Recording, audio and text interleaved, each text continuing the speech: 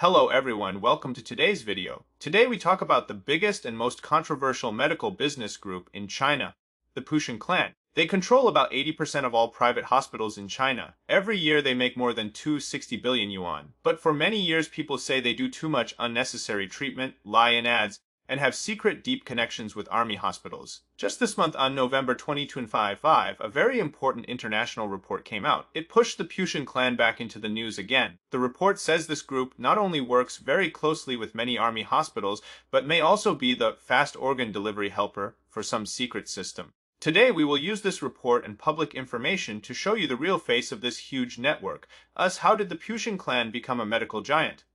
The Putian Clan comes from Dongzhuang Town, Suyu District, Putian City, Fujian Province. The big families are Chen, Lin, Zhang, Wang, etc. At the very beginning, they were barefoot doctors who said they could cure skin diseases, STDs, scabies, psoriasis, and other small sicknesses. They went to docks, construction sites, and train stations to set up small stalls. Their trick was one person pretended to be a sick patient waiting in line. Another person shouted as the doctor, "Family secret recipe, 3 shots and you're better!" After China opened up in the 1980s and 1990s, as 1992-1960, Putian people started to rent whole departments inside public township hospitals and factory hospitals. They mainly did men's diseases, women's diseases, and infertility. Example, Mr. Lin Yuming from the Lin family rented the skin and STD department of a hospital in Manshan, Anhui. In 3 years he made tens of millions and became super rich. Another example, Mr. Chen Delaying, a later boss of Zhanyang Company, rented a department in Kaifeng, Henan and made 3 million in only 6 months. After the website Baidu started in 2000, Putian people discovered pay-to-be first search advertising. They spent huge money on Baidu ads and grew very fast. They entered many hospitals, including army hospitals, in high-profit areas like skin STD, gynecology, and men's health. In 2014, Putian medical bosses created the Health Industry Association. They said they have 600-member hospitals and 1 million workers. Their chief advisor was the former high government leader Chen Zhuli. News says the Putian Clan is a loose but very strong money network. All bosses come from the same small area. They help each other with money through family clubs, money deals, and connections. They control 80% of private hospitals in China, about 8,000 hospitals. The report says Putian hospitals have 3 big problems. 1. Fake ads and fake doctors everywhere. They pay to make fake expert doctors.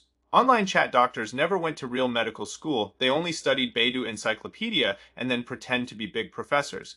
2. Scare patients and make small sickness sound like big deadly sickness to earn more money with useless tests and operations. 3. Pay secret money to public hospitals to pull public doctors into their money-making chain. Their business can be explained in 3 short sentences. 1. Spend crazy money on internet ads. In 2014, they gave Baidu alone more than 10 billion yuan. 2. Rent whole departments from public and army hospitals. 3. Give doctors big secret kickbacks. This way, in just 10-20 years, they went from street stalls to nationwide hospital chains, but left behind thousands of stories of cheating and hurting patients. The most famous story is the 2016 Wei Zexi case. Wei Zexi and his family searched on Baidu and found Beijing Armed Police Second Hospital. They spent hundreds of thousands of yuan, but the treatment didn't work and Wei Zexi died very young. The whole country was angry.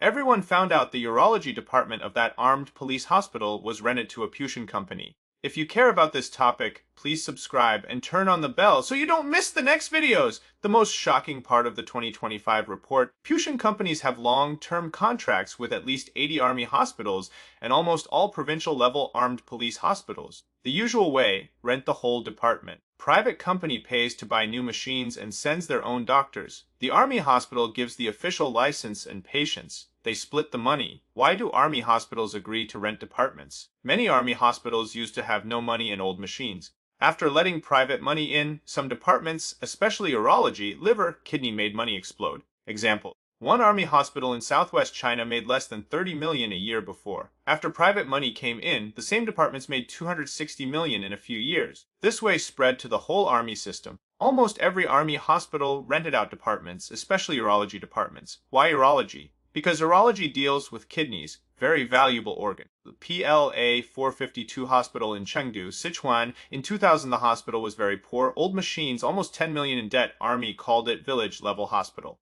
In 2002, the director Zhang Kong signed a contract with a private boss. The boss paid 8 million to run the urology department together.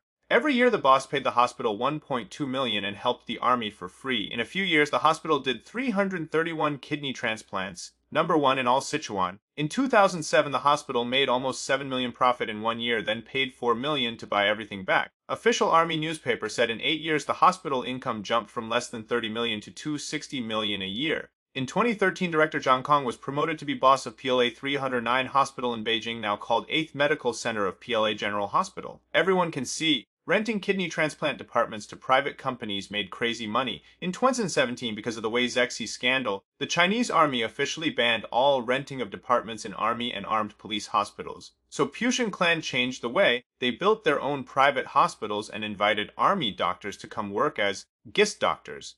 Many Putian private hospitals hide where their money really comes from. Only when big medical accidents or crimes happen and police check, the truth comes out. Example 1 Putian Feud Hospital. It says it has 30 kidney beds and 30 dialysis beds. The vice director Shi Qingxiang says he has done kidney, liver, lung, heart transplants for 30 years. But in 2014, Shi Qingxiang was sentenced by a Fujian court for organizing the sale of human organs. From 2010-2012, he worked with kidney sellers online, bought kidneys for 40,000 yuan each, sold to patients for $75,000 plus surgery fee. Operations were done in rented houses illegally. Even after the prison sentence, he still works at Putian Feud Hospital doing transplants and follow-up care. This shows rules and law don't really work there. Example 20, Beijing Changfeng Hospital. In April 2023, a big fire killed 29 people. The government said the hospital was very badly managed and broke many safety rules. This hospital uses the Putian style and has long cooperation with PLA 301 Hospital and PLA 302 Hospitals of their 5th Medical Center. Many doctors come from the army system. One doctor,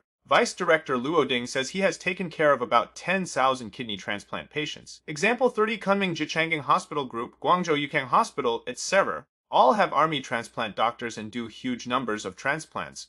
These examples show on the surface they are private hospitals, but behind they are still tightly connected with army hospitals to share the huge money from organ transplants. Because in China, where most transplant organs come from, is a big secret that the whole world is watching. The report says some army hospitals and Putian private hospitals set up special, post-transplant follow-up centers. Together, army hospital does the operation. Private hospital takes care of patients after and earns money long-term. Some private hospitals did hundreds of transplants in very short time, but never got official transplant permission. Example: one private kidney hospital in Yunnan said in 2006 they did 153 kidney transplants in 1 year. Organs were always young and enough. Fastest 1 week, many operations. Same stories happened in many provinces, but later all numbers were deleted. The Putian Clan grew from a tiny village network to controlling 80% of private hospitals. This is the most dramatic story of 30 years of Chinese medical reform. They gave people more places to see doctors, but also brought fake treatment lies and big holes in rules. When army hospitals, private money, internet companies, and underground organ sellers all become one big money family, the things that should be the most open become the darkest black boxes. Everything I told you today comes from the public 2025 report, court judgments, hospital old websites, and old news stories. We are not making anything up. We just want to put all these questions that have existed for 10-20 years clearly in front of everyone. Medicine should be a clean place that saves lives. Whether you are a patient or just a normal person, you have the right to know which hospitals may have big hidden dangers when you choose where to go. Hope this video helps you. See you next time! Please like, subscribe, ring the bell. Bye.